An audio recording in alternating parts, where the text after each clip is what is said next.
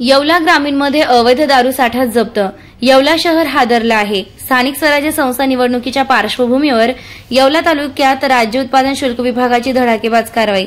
तब्बल 14,90,000 अवैध जप्त, 3 वाहने आणि हजारो बाटल्या, 5 आरोपी अटकेत, इतरांचा शोध सुरू। जप्त माल, वाहने, पोलीस कारवाई। गुप्त बातमीदारामार्फत मिळालेल्या माहितीच्या आधारे 23 नोव्हेंबर 2025 रोजी येवला मनमाड रोडवरील सावरगाव शिवारात हा सापळा लावण्यात आला आणि या सापळ्यात अडकले गेले एक कार, एक पिकअप, एक मोटरसायकल तसेच रॉयल स्टॅगच्या तब्बल 960 बाटल्या अवैध दारूच्या। बाजार मूल्य 2,40,000। एकूण जप्त माल 14,90,000। स्थानिक स्वराज्य संस्था निवडणूक काळ सुरू आणि या काळातच अवैध मद्य विक्री विरोधात ही सर्वात मोठी कारवाई। जालिंदर मनोहर गोडसे वय 26, रामदास साहेबराव होन वय 41, सुनील वाळू खुरसने वय 28, सद्दाम कासम शहा वय 28, समाधान विक्रम भुसारे वय 26 हे 5 जण पोलिसांच्या ताब्यात, तर इतर साथीदारांचा शोध सुरू आहे। निवडणुकीच्या पार्श्वभूमीवर अवैध मद्य विक्रीवर आमचा कठोर नजर ठेवा आहे। कोणीही कायदा हातात घेतला तर कठोर कारवाई केली जाईल। ही कारवाई म्हणजे अवैध दारू माफियांना मोठा इशारा आहे। निवडणूक काळात बोगस दारूचा व्यापार होणार नाही असा संदेश। संपादक विजय धामणे, नांदगाव, नाशिक। स्थानिक स्वराज्य संस्था यांची निवडणूक घोषित झाली असून आपल्या येवला शहरात तसेच परिसरात 3 नगरपालिकांची निवडणूक आहेत।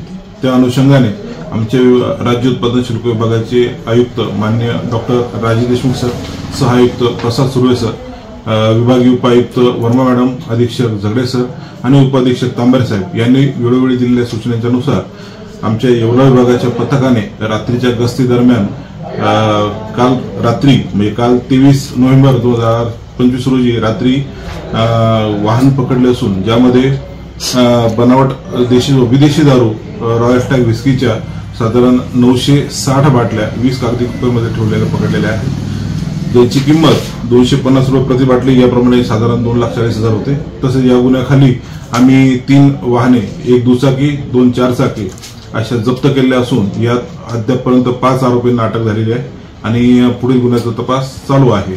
सदर गुन्ह्यात आम्ही जप्त केलेल्या मुद्देमालाची एकूण किंमत होती 14,90,000 रुपये। तसेच या गुन्ह्यात गुन्हा नोंदवण्यामध्ये आम्हाला या विभागामध्ये आमचे विभागाचे निरीक्षक घायवट साहेब, मी स्वतः प्रवीण मंडलिक, त्याच्यानंतर आमचा जवान संवर्गीय स्टाफ, सहाय्यक जीवन निरीक्षक अवधूत पाटील, जवान विठ्ठल हाके, दीपक नेमनार, संतोष मुंडे, मुकेश निंबेकर तसे इतर अधिकारी कर्मचाऱ्यांनी मदत केली। या गुन्ह्याचा तपास चालू आहे आणि जनतेला आव्हान आहे, अशा प्रकारची बनावट मद्य निर्मिती, विक्री, वाहतुकी संदर्भात कोणत्याही प्रकारची बातमी मिळाली तर कृपया आमच्या विभागाच्या टोल फ्री क्रमांकावर किंवा आमच्या व्हॉट्सअप क्रमांकावर संपर्क साधावा आणि येणाऱ्या निवडणुकीच्या कोरड्या दिवसांमध्ये अशा प्रकारची बनावट मद्य वगैरे प्राशन करून धोका उत्पन्न होण्याची शक्यता असल्याने अधिकृत शासनमान्य दुकानांमधूनच मद्याची खरेदी करावी आणि त्यासाठी विहित परवान्यावरच ती घेण्यात यावी ही विनंती।